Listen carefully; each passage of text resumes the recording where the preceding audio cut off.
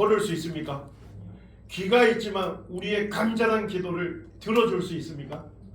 그게 우상입니다. 이스라엘 백성들은 여호와 하나님을 섬기면서도 자주 우상 숭배 열광인 거예요. 그래서 하나님께서 지금 의로운 분노를 바라시는 거예요. 이스라엘 백성들에게 너희가 섬기는 우상이 참 신이라면 법정에서 뭐 해보자는 거예요? 재판해보자. 자, 법정 소송에서 승소하려면, 이기려면 뭘 제시해야 합니까? 증거. 확실한 증거만 보인다면 승소할 수 있겠죠. 네. 자, 하나님께서 참 신이라면, 진짜 신이라면 진짜 신에 대한 확실한 증거가 뭐라고 얘기하죠? 자, 22절에 말씀하시죠. 참 신이라면, 진짜 신이라면 뭐 할 수 있어야 한대요? 장차당할 일을 우리에게 진술할 수 있어야 한다. 참 신이라면 앞으로 올 일을 듣게 할 수 있어야 한다. 참 신이라면 뒤에 올 일을 알게 할 수 있어야 한다는 겁니다. 자, 한마디로 참 신이라면, 진짜 신이라면 뭐 할 수 있어야 한대요? 와, 오늘 이러면 이제 진도 못 나가. 뭐 할 수 있어야 한대요? 예언할 수 있어야 한다. 하도 이스라엘 백성들이 못 알아들으니까 하나님이 반복하시는 거예요. 똑같은 얘기를. 이 세상을 창조한 신이라면 모든 것을 알고 모든 것을 할 수 있겠죠. 진짜 신이라면 장차 당할 미래의 일을 우리에게 진술할 수 있어야 한다는 거예요. 앞으로 올 일을 듣게 할 수 있어야 한다는 거예요. 뒤에 올 일을 알게 할 수 있어야 한다는 거예요. 한마디로 참 신이라면 예언할 수 있어야 한다는 것입니다. 동의가 되시나요? 네. 그리고 그 예언한 그대로 실제 역사에서 성취하는 그 신만이 참 신이다. 하나님 뭐라 하시는 거예요? 나는 그렇게 할 수 있는데 우상 너희는 그렇게 할 수 있느냐? 도전하시는 거예요. 자, 성경의 예언, 성경 기록의 27%가 예언으로 꽉 차 있는 이유를 아시겠죠? 네. 하나님께서 스스로 증명하시는 거예요. 오직 나만이 참 신이다. 오직 나만이 전지전능하고 살아있는 신이다. 이렇게 얘기를 합니다. 예전에 이제 제자들을 대상으로 이제 월요일날 성경 공부를 했는데 그때 이제 성경 예언의 성취에 대해서 집중적으로 한 적이 있어요. 한 제자가 손을 들고 질문을 하더라고요. 교수님, 성경에 기록된 예언이 실제 역사에서 성취되는 걸 계속 전해주시는데 제가 이 성경책이 좀 달라 보입니다. 네. 진짜 성경에 기록한 그대로 성취되는 걸 보면서 정말 하나님 계시구나 그런 생각이 든다는 거예요. 그러면서 하나의 의문이 든대요. 뭐냐 그랬더니 성경에도 예언이 있는데 그리고 그 예언이 성취되는데 인간 예언자들도 있지 않습니까? 점쟁이들도 미래 일을 얘기하고 맞추기도 하고 또 심령술사라고 해서 그런 사람들도 예언하고 맞추지 않습니까? 그래서 저한테 질문하는 게 뭐예요? 성경 예언하고 인간 예언이 뭐가 차이가 있냐 이거 어떤 점에서? 제가 그 질문에 대해서 굉장히 감사하다고 했습니다. 왜냐하면 너무나도 큰 차이가 있기 때문에. 자, 인간 예언자 중에 유명한 사람이 진 딕슨이라는 여성입니다. 심령술사예요. 자, 심령술사가 라는 말이 뭐예요? 귀신의 힘을 빌려서 미래를 예언하는 사람. 그런데 이 여인이 뭘 예언했습니까? 케네디가 대통령이 되고 집권 중에 죽게 될 것이다. 그런데 이 예언이 그대로 적중이 된 거예요. 그래서 제가 살짝 고민이 되더라고요. 그래서 조금 살펴봤어요. 자, 이 예언을 할 당시 이미 케네디는 미국 민주당 대통령 후보로 당선돼 있었어요. 후보로. 자, 그러면 케네디가 대통령이 될 것이다. 우리도 우연히 맞출 확률이 어느 정도 되죠? 미국은 민주당 후보 아니면 공화당 후보 둘 중에 하나 되잖아요. 절반 가능성이 있어요. 우리도. 자, 그런데 대통령이 됐다가 집권정에 죽게 될 것이다. 이걸 맞추기는 쉽지 않겠죠. 근데 미국의 역사를 좀 살펴보게 되면 미국 역대 대통령 10명 중에 3명이 집권 중에 사망했어요. 질병으로, 암살로. 어쨌든 뭐 이것도 좀 우연히 맞출 가능성이 좀 있죠. 근데 하여튼 어려운 이 예언을 해서 적중했어요. 자, 진 딕슨이 예언한 것이 요거 한 가지였을까요? 밥 먹고 하는 일이 뭐예요? 예언하는 거잖아요. 몇 가지만 볼게요. 자, 세계 3차 대전이 1954년에 발발한다 예언했습니다. 언제 발발했죠? 예, 아직 발발 안 했습니다. 더 재밌는 거는 케네디 아내가 절대 재혼하지 않는다 딱 예언했는데 언제 재혼했어요? 그 다음날 전격적으로 재혼을 해버렸어. 베트남 전쟁이 1966년에 끝난다 예언했는데 실제는 언제 끝났습니까? 1975년에 끝났습니다. 자, 인간 예언자들의 예언이 좀 이해가 되시나요? 하나의 예언이 들어 맞았다고 요란하게 한호하지만 틀린 무수한 예언에 대해서는 언급하지 않습니다. 이것을 역사학자들이 뭐라고 하느냐? 진 딕슨의 효과다. 진 딕슨의 효과. 그러니까 인간 예언자들은 뭐예요?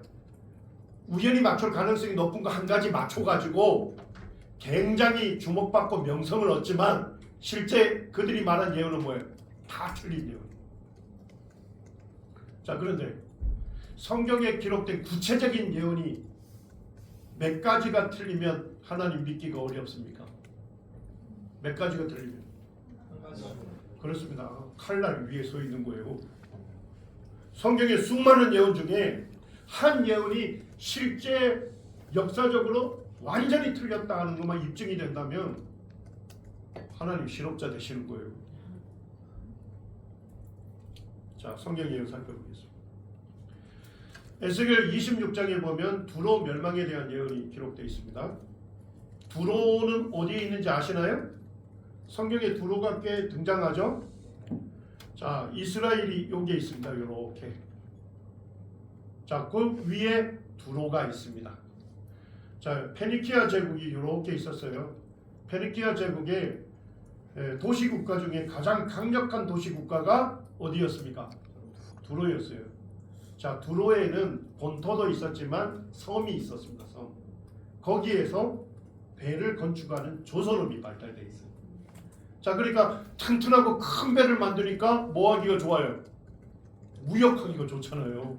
거기다가 뭐예요? 지중해 연안에 있는 아시아의 메소포타미아 지역으로도 무역하고 이집트와 같은 아프리카로도 무역하고 유럽으로 무역을 했어요. 그러니까 지중해 연안에 그런 해상 무역을 주도했던 나라가 도시국가가 두로였습니다.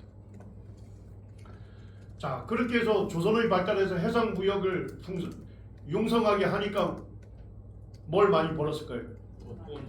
돈을 많이 벌어서 용병을 고용해서 자기 도시국가를 지켰습니다. 그래서 페르시아 용병, 또 뭐 리비아, 아프리카에 있는 그들을 돈을 주고 자기 군대로 사서 자국을 수비했습니다. 자, 그리고 뭐예요? 아주 크고 튼튼한 배를 만드니까 두로의 해군이 강성했습니다. 제가 이제 대영박물관에 그 아시리아 제국의 사네립 왕 나오죠? 사네립의 궁전에 있는 돌에 새긴 부조를 다 뜯어놔가지고 우리 여기 홀 한 3배 정도 되는 데다 전시를 쫙 해놨더라고요. 거기에 보니까 거기에도 두로의 전함이 새겨져 있어요. 튼튼한 전함. 그러니까 BC 700년경에도 두로가 굉장히 튼튼한 전함을 그렇게 구축하고 있었고 보유하고 있었다. 자, 요게 이제 그 고고학지에 나와 있는 그 BC 330년경에 두로하고 오늘날 이제 두로의 지도를 그려놓은 거예요. 자, BC 330년경에 보니까 두로 본토가 있죠. 자, 그리고 800m 정도 지중해에 뭐가 있었습니까? 두로 섬이 있었습니다. 자, 근데 오늘날 지도에 보니까 섬이 뭐가 됐어요? 본토하고 붙어있는 반도가 됐죠? 자, 퀴즈. 어떻게 BC 330년경에 두로 본토하고 떨어진 두로 섬이 있었는데 오늘날 본토와 섬이 붙어있는 반도가 됐을까요? 왜 그렇게 됐을까요?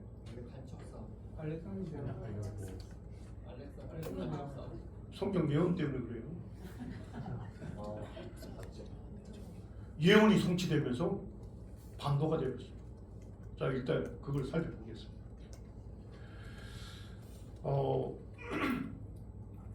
두로는 이제 본토뿐만 아니라 이 두로 섬을 굉장히 그 요새로 만들었는데 뭐 성벽의 높이가 몇 미터라고요? 45m로 두로 섬 전체를 둘러쌌대요. 그리고 뭐예요? 용병을 고용해 가지고 섬 안에 수비를 한 거예요. 자, 그리고 뭐예요? 전함이 굉장히 튼튼한 것들을 구축했다고요. 강력한 전함이 바다를 지키고 있었어요. 그래서 고대에서는 두로를 뭐라고 불렀다고요? 바다에 떠 있는 요새다 이렇게 불렀어요. 그러니까 두로 사람들이 뭐예요? 굉장한 자긍심이 있었던 거예요. 세계 제일 강대국이 올지라도 뭐를 멸망시킬 수 없다. 우리 두로를 멸망시킬 수 없다.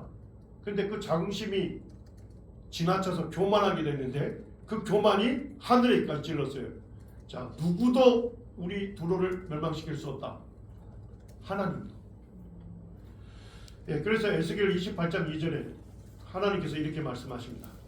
인자야, 에스겔 선지자를 얘기합니다. 인자야, 너는 두로 왕에게 이르기를 주 여호와께서 이같이 말씀하시되 내 마음이 교만하여 말하기를 나는 신이라 내가 하나님의 자리 곧 바다 가운데 앉아 있다 하도다.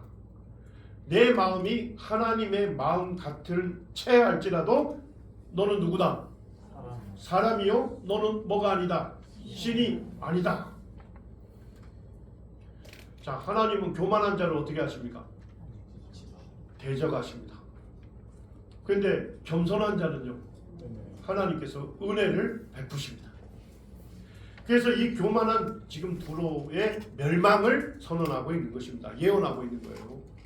자, 우리 에스겔 26장 좀 펼쳐보시죠.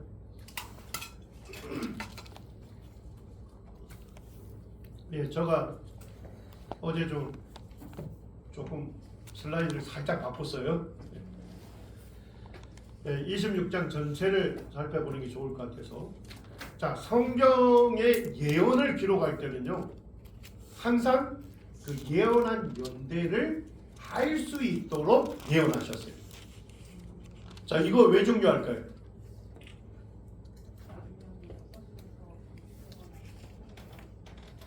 그렇죠. 예언한 연대를 알아야 그 후대의 역사에서 성취된 걸 분명하게 알겠죠? 예언한 연대를 얘기 안 하면 뭐예요? 다 일어난 다음에 보고서 예언이라는 형식으로 기록하지 않았을까? 거짓일 수 있다. 이런 얘기를 합니다.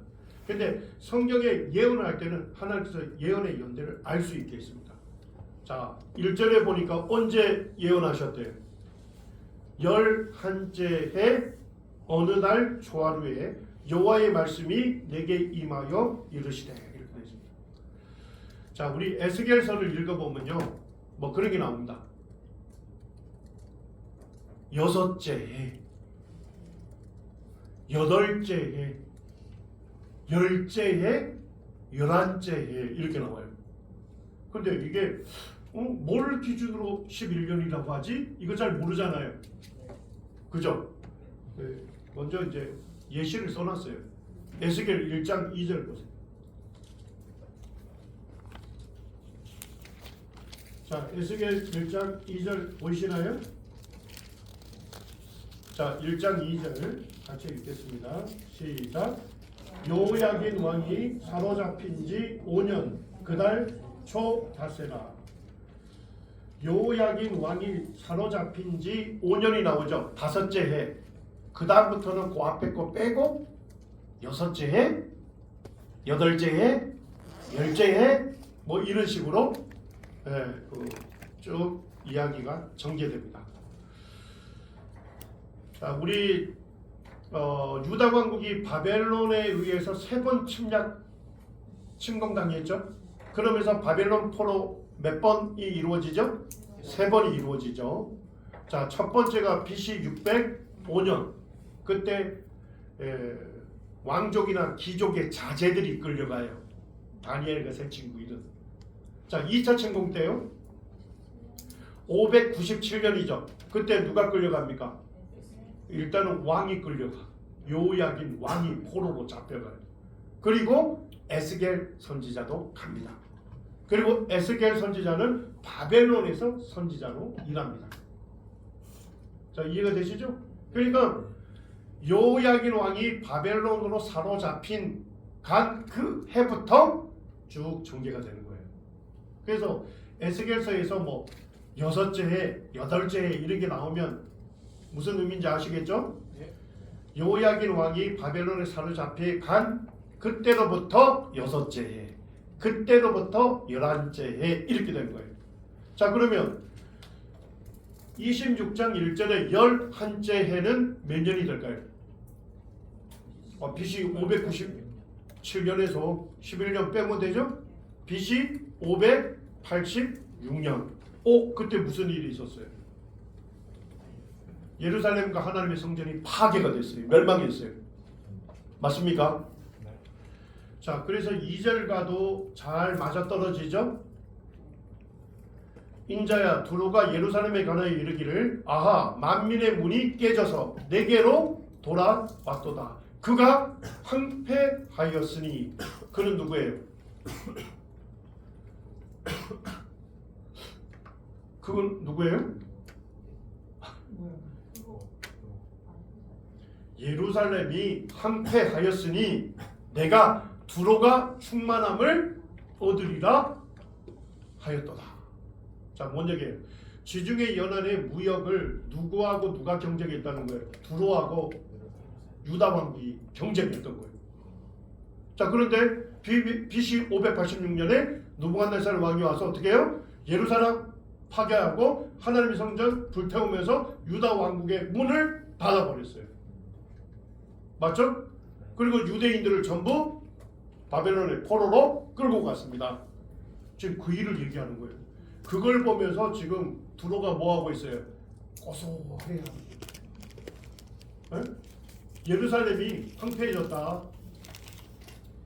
이제 내가 충만함을 얻으리라. 이제 뭐 할 수 있다고요? 지중해 연안의 무역을 독점할 수 있게 됐다. 그래서 예루살렘이 멸망하는 것을 아주 그냥 고소하게 생각하는 그 죄악에 대해서, 그 교만에 대해서 하나님께서 뭐 하시겠다는 거예요? 두로를 심판하시겠다. 멸망시키겠다고 예언하시는 겁니다. 자, 배경 이해가 되시나요? 네. 자, 그러면서 이제 예언을 하십니다. 3절에 보니까 그러므로 주 여호와께서 이같이 말씀하셨느니라. 두로야 내가 너를 대적하여. 자, 교만한 두로를 누가 대적하시겠대요?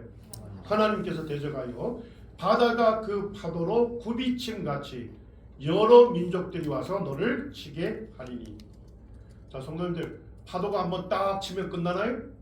아니요. 굽이치잖아요. 또 치고 또 치듯이 여러 민족들이 와서 두로를 치게 하겠다 이런 얘기입니다. 자, 첫 번째 예언 이해되시나요? 자, 이 예언은 누구도 할 수 있을까요? 네, 그렇습니다. 저도 할 수 있어요. 자, 우리나라도 역사 이래 뭐예요? 수많은 대적들로부터 침략을 받았죠. 네, 어떻게 보면 평이한 예언이라 할 수 있어요. 첫 번째. 자, 두 번째 보시죠. 그들이 대적들이 두로의 성벽을 무너뜨리고 그 망대를 헐 것이요. 요거 이해가 되시죠? 네. 아, 저기 오면 성벽 무너뜨리고 망대 헐 거 아니에요. 근데 하나님 독특한 예언하시나요? 나도 티끌을 그 위에 쓸어버려 두로를 뭐가 되게 하겠다고요? 맨바위가 되게 하며. 자, 요 예언 이해가 되시나요? 아, 저기 왔어요. 와서 성벽 허물어, 망대 허물어. 자, 그럼 파괴된 잔해가 있을 거 아니에요. 티끌. 그 티끌 하나님 어떻게 하시겠대요? 그 위에서 쓸어버려서 맨바위가 되게 하는 거예요. 자, 세 번째. 바다 가운데 뭐가 치는 것이 되게 하겠다고요? 자, 지금 두로는 어떤 두로예요? 엄청나게 무역을 해가지고 돈을 많이 벌었잖아요. 부유한 국가였죠? 맞습니까? 돈이 너무 많아가지고 페르시아 용병들, 리비아 용병들까지 끌고 와서 지금 자국을 수비하고 있잖아요. 지금 부유하고 강성한 도시국가 두로를 뭐로 만들겠다고요? 그냥 금을 치는 한적한 오천으로 전락시키겠다. 우리 성도님들 예언을 해석할 때는 그 예언 내용을 자세하게 살펴야 합니다. 자, 네 번째 예언은 뭡니까? 바벨론의 느부갓네살 왕으로 하여금 뭐를 치게 하겠다. 자, 이거는 저도 좀 예언할 수 있겠죠? 자, 그 시대의 가장 강성한 제국이 어디예요? 바벨론 제국. 가장 강성한 왕이 느부갓네살 왕. 근데 이 예언할 당시에 느부갓네살 왕이 어디를 지금 완전히 멸망시켰어요? 유다 왕국 완전히 멸망시킨 거야. 그럼 이제 누구 차례예요? 두로 차례죠. 그러니까 바벨론의 느부갓네살 왕으로 하여금 두로를 치게 하겠다. 이거는 예상되는 예언이에요. 하여튼 이 예언을 하셨어요. 자, 11절로 가서. 자, 그는 누군지 아시겠죠? 느부갓네살 왕이 그 말급으로 내 모든 거리를 밟을 것이며 칼로 내 백성을 죽일 것이며 내 견고한 석상을 땅에 엎드릴 것이며. 요건 이해가 되시죠? 그러다가 12절에 가면 그가 그들로 바뀝니다. 그런데 우리말 성경에는 번역이 안 됐어. 영어 성경에도 they 이렇게 돼 있어요. 히브리어에서도 그대로 나와 있어요. 그에서 뭘로 바뀌어요? 그들. 그는 느부갓네살 왕이죠? 자, 근데 하나님이 첫 번째 예언을 뭐라 했어요? 파도의 굴비침 같이 여러 민족이 두로를 치게 하겠다. 이렇게 얘기했죠? 자, 그러면 1차적으로 느부갓네살 왕이 쳤죠? 또 다른 대적들이 올 거 아니에요? 자, 그래서 그들로 바뀐 거예요. 내 재물을 빼앗을 것이며 내 무역한 것을 노략할 것이며 내 성을 할 것이며 내가 기뻐하는 집을 무너뜨릴 것이며. 자, 요거는 이해가 되시죠? 아니, 저기 와서 재물 빼앗고 무역한 거 노략질하고 성 허무고 집 무너뜨리고 이건 이해가 되잖아요. 네, 그런데 12절 후반절에 보면 너무 독특한 예언을 하셔. 그들이 내 돌들과 내 제목과 내 흙을 다 어디에요? 물 가운데 던질 것이다. 이 물이 히브리어로 얌입니다. 얌. 근데 물이 많으면 무조건 얌이야.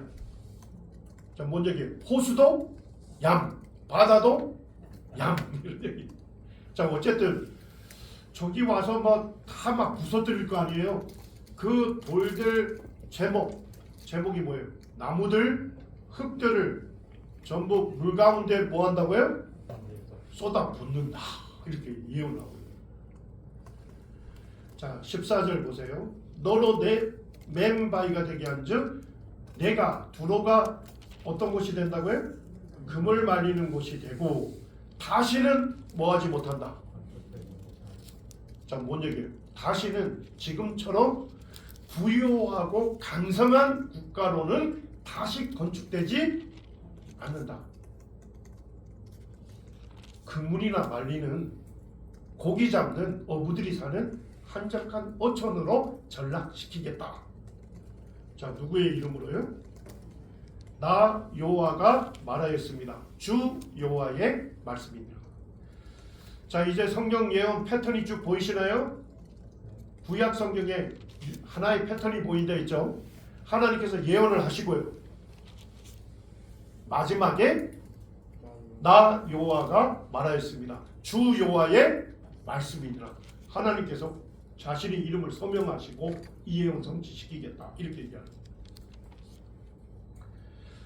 에스겔 26장 예언에 보니까 하나님께서 나 여호와가 말하였다. 이걸 몇 번 얘기하실까요? 짧은 장에서 7번을 언급하십니다. 그러면서 두로를 멸망시키시겠다 이렇게 얘기하시죠. 자, 우리 형제님들이 이제 이 예언 이해가 되시나요? 첫 번째요, 여러 민족이 두로를 칠 것이다. 느부갓네살 왕이 두로를 칠 것이다. 자네를 그의 스로 멤바이가 되게 할 것이다. 도시의 돌과 목재와 흙이 물속에 던져질 것이다.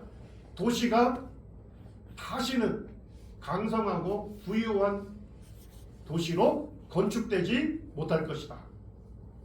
한가한 어촌으로 전락할 것이다. 자, 하나님께서 구체적으로 몇 가지 예언하셨나요? 자, 6가지를 예언했어요. 자, 그러면 몇 가지가 성취될까요? 6가지 다 성취되겠죠. 자, 성경의 예언이 성취된 것은 뭘 통해 확인이 가능할까요? 성경 예언 성취된 여부는 뭘 통해 확인이 가능해요? 역사를 통해서 확인 가능한 거죠. 자, 하나님께서 바벨론의 느부갓네살 왕으로 하여금 두로를 치게 하겠다 예언하셨죠. 586년에 유다 왕국 멸망했죠. 그리고 이 예언을 하셨어요. 그리고 느부갓네살 왕이 두로 본토를 침략합니다. 자, 두로가 얼마나 강성인지 아시겠어요? 13년을 포위했어요. 두로 본토를. 그러니까 세계 제1강대국이 바벨론 제국이었는데, 그것도 역사 이래 가장 강력한 왕이 느부갓네살 왕이었는데, 도시국가 두로를 본토를 점령하는 데만 13년이 걸렸다니까요. 실제 고대 역사가 요세푸스도 이렇게 얘기합니다. 그의 통치 7년에 두로를 포위하기 시작했으며 그는 그것을 13년 동안 포위하였다 이렇게 되어 있습니다. 자, 그리고 두로 본토를 점령했어요. 자, 6가지 예언 중에 하나가 성취됐죠. 자, 근데 두로 본토가 점령할 때쯤 두로 사람들이 어디로 갔을까요? 전부 두로 섬으로 이주할 것입니다. 자, 느부갓네살 보니 왕이 두로 섬을 보니 어때요? 두로 섬 전체 성벽이 45m 높이로 완전히 둘러싸여 있죠. 두로 섬 안에는요 용병들이 수비하고 있죠. 바깥 지중해에는요 강력한 두로의 함선이 해군들이 진을 치고 있죠. 느부갓네살 왕이 두로 섬을 보니까 제가 도저히 점령이 불가능해. 일단은 두로 본토 점령하는데 13년 진을 뽑았잖아요. 그래서 느부갓네살 왕이 두로 섬 정복을 포기하고 돌아갑니다. 자, 그럼 6가지 예언 중에 몇 가지만 성취된 거예요? 한 가지. 나머지 5가지는 불발될 위기예요. 자, 그런데 누가 등장합니까? 그리스 제국의 알렉산더가 등장합니다. 자, 알렉산더는 구약 성경의 이름으로 기록이 됐나요? 알렉산더는 구약 성경의 이름으로 등장할까요? 자, 우리 저 성경사 배우셨나요? 벌써 하셨다면서? 제가 안 했어요. 네? 알렉산더 언제 등장해요? 신구약 중간사. 신구약 중간사가 뭔지 아시죠? 구약 성경 전체가 기록이 끝난 다음에 신약 성경 기록 그 사이에 중간사잖아요. 중간사에 그리스 제국이 등장하고 알렉산더가 등장하는 거예요. 그래서 성경에 알렉산더 이름은 나오지 않아요. 자, 그래서 BC 332년에 등장하잖아요. 자, 성경의 마지막 본인 말라기 언제 기록이 완료됐습니까? BC 400년 경에 완료가 됐어요. 말라기에 누가 등장해요? 페르시아 제국의 총독이 등장하잖아요. 총독. 맞습니까? 이스라엘 백성들이 하나님께 드리는 그 제물 인간 총독에게 줘봐라. 인간 총독이 받겠느냐? 예? 그 말씀 나오죠? 네. 그게 페르시아 총독을 얘기하는 거예요. 그래서 BC 400년경에 말라기까지 기록이 돼서 구약성경 전체가 기록이 완료가 됐어요. 자, 근데 BC 332년에 알렉산더가 등장한다는 얘기는 뭐예요? 구약성경 기록 끝나고 중간사에 등장한 거예요. 맞습니까? 그리고 BC 332년에 어디를 치러 갑니까? 페르시아 제국을 치러 가요. 자, 페르시아 제국에 건너자마자 그라니코스 강에서 전투가 있었는데 알렉산더가 승리합니다. 그리고 여기 이수수 지역에서 대승을 합니다. 그리고 알렉산더는 이집트 왕국을 정복하러 갑니다.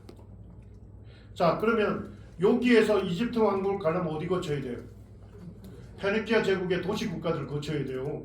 근데 페니시아 제국의 도시 국가들은 전부 다 그냥 무릎을 꿇는 거예요. 항복. 자, 근데 누구는 항복하니? 두로. 두로는 어떻게 했냐? 두로 본토 포기하고 전부 다 어디로 갔을까요? 두로 섬으로 이주했어요. 그러면서 결사항전을 한 거예요. 자, 알렉산더가 가만히 보니까 저 두로 섬을 정복하기 쉬워요, 어려워요? 저 바다에 떠 있는 요새야. 저거 정복하기 어려워. 그래서 저 두로를 그냥 두고 이집트로 갈까 하니까 뭐가 캥겨요? 뒤가. 그래서 이 보급로를 차단할까봐. 그래서 어쩔 수 없이 두로를 정복하기로 결정합니다. 실제 역사에서 알렉산더가 두로 섬을 완전히 정복했어요. 자, 어떻게 정복했는지는 우리가 다음 시간에 살펴보겠습니다.